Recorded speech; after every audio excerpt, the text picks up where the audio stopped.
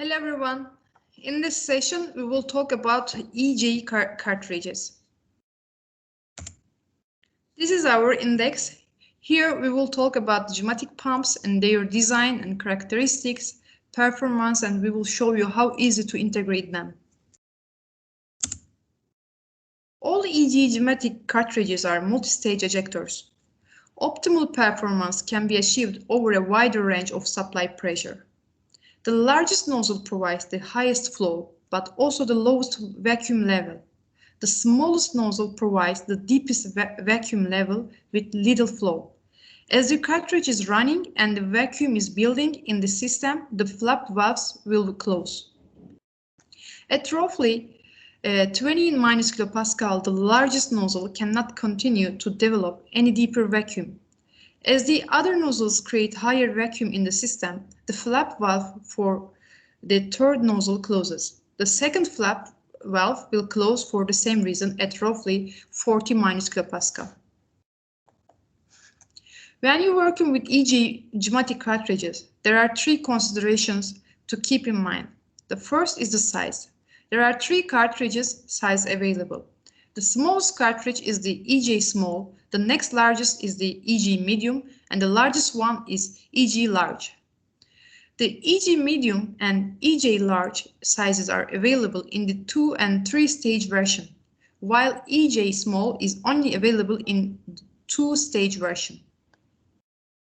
Then there are three different flow rate and vacuum level characteristics known with the terminology EJLP low pressure, EJHF high flow, and EJHV high vacuum. Let's see together the salient features of the newly established models. EJLP cartridges can reach a high vacuum level with low feed pressure. They are recommended both in applications such as the handling of glass panels or metal sheets and in all sealed circuits where a good flow rate at a high vacuum level is required. EJLP cartridges can reach a maximum vacuum level of 88 minus kilopascal. EJHF cartridges evacuate large volumes of air. They are therefore suitable for handling porous objects such as cardboard, wood, and materials with uneven surfaces. There are good varieties necessary to evacuate large volumes of air to keep the circuit at a certain level of vacuum during the production cycle. Compensating for any leaks, EJHF cartridges can reach a maximum vacuum level of 73 minus kilopascal. EJHV. These cartridges are good for sealed applications such as glass panel handling, metal sheet handling, and thermoforming applications. They are enabled to reach high vacuum levels, 94 minus kilopascal, although they have a high suction flow rate. The slide represents the technical characteristic of each individual model. Optimal feed pressure and maximum achievable vacuum degree. Starting with the EJ small cartridges, there are three different cartridge characteristics available. You can see that the cartridges are color-coded to help identify which characteristic. The EJ small cartridge has a design that is a two-stage cartridge only. It is not available as a 3 stages due to the small nature of the cartridge and its unique design. The EJ small cartridge cannot have a non-return valve.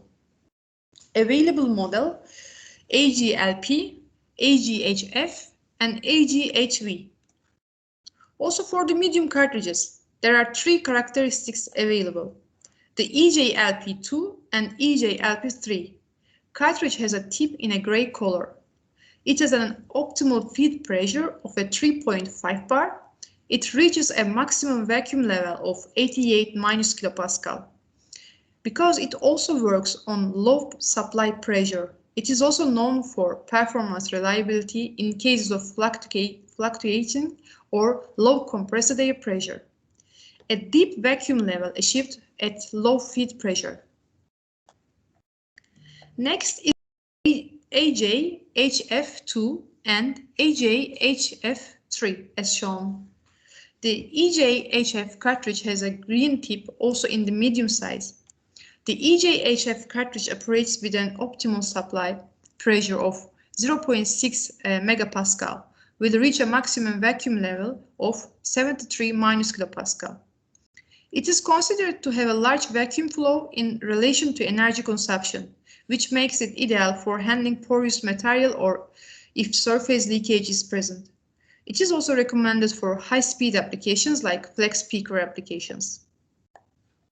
While the EJ-HV2 and EJ-HV3 is the next, and again has a red tip for identification in a yellow color here. It has an optimal supply pressure of 0.5 megapascal and maximum vacuum level of 94 minus kilopascal.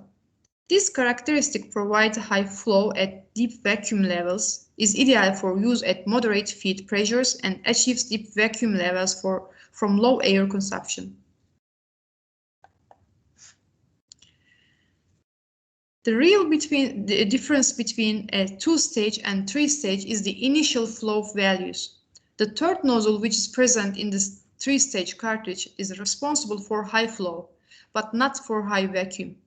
By removing this nozzle and making a two-stage cartridge, the high flow area from 0 to 20 kilopascal is not available, but from this vacuum level on, the flow is essentially the same. The evacuation time of the three-stage it is faster than the two-stage cartridge until to minus 20 and 30 kilopascals.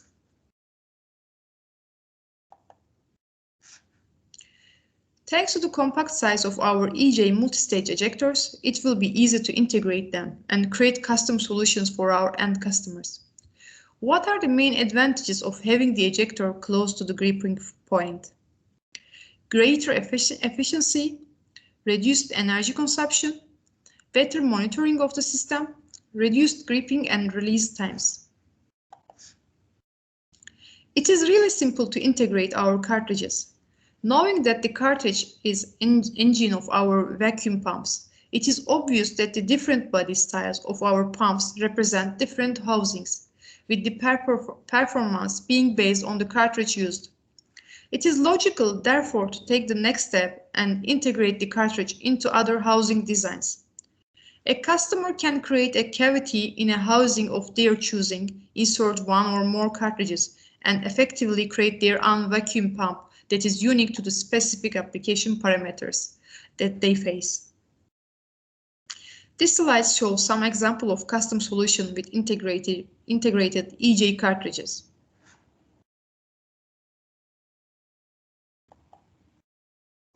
When designing this circuit, it is necessary to consider the vacuum level, and the evacuation time. Vacuum systems can be identified in two basic categories: non-leaking or sealed systems, where atmospheric air will not leak into the system and degrade the vacuum level. When we handle leak-free objects, we will reach high vacuum degrees. A good compromise is to work at minus 60 kilopascal, which means working safely and not having a high expenditure of energy. Reach minus 90 kilopascal, it is not necessary.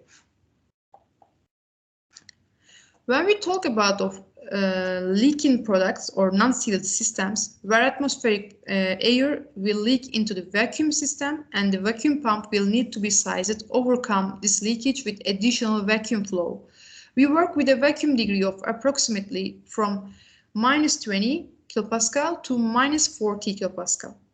In these cases, our EJ-HF cartridge is the most recommended. Now that we understand more about pneumatic vacuum pumps, let's look at two different types of vacuum circuit applications. First of them is centralized vacuum circuits. That means we have one larger pump controlling multiple suction cups. And the second one, a decentralized vacuum circuit. That means we have one smaller pump controlling each suction cup. In this case, each suction cups are independent. Typically, the trend is getting away from the centralized vacuum circuits, mostly due to costly downtime time based on troubleshooting time. Any leak downstream of the vacuum pump can cause issues, not to mention that finding those leaks takes time, since vacuum leaks are not audible. Which are the advantages to use a centralized vacuum system? Single pump with a single vacuum switch equals to less components. Easy for filtration, easy for installation, lightweight tooling, simplify blow-off, good where several tool chains are common, the pump stay with the robot, for example. Instead, the decentralizing system, the advantages: instant vacuum, the fastest possible response, quick item relays, increased productivity, smaller lines and pipes, easy system troubleshooting, less downtime, flexibility, more safety, more resistant to falling objects, fewer picking errors, and no false signals from the vacuum switches, more energy efficiency, no need to oversize applications for leaks or limitations. The disadvantages in general area: more complex management of blow-off, increased sensitivity to problems caused by dirt, vacuum switches needed if vacuum sensing is needed. This slide shows some important questions addressed to our customers or that we must take into consideration during the sizing phase. For example, what are them? Is the circuit centralized or decentralized? What is the speed of the application? Porosity of the material? What is the volume to be evacuated? What is the required vacuum level? Once a vacuum circuit has been dimensioned, it often happens that during the practical implementation, a lower functionality than expected is found. This is mainly because the correct components are not used, or because connection pipes are unsuitable diameter or are used for both the feeding and the suction of the vacuum pumps. Normally, 40% of the problems in vacuum circuits are because of the pressure drops. It is important to note that any component of a vacuum circuit can cause pressure drops or air leaks, affecting the final operation of the system. Thank you for listening.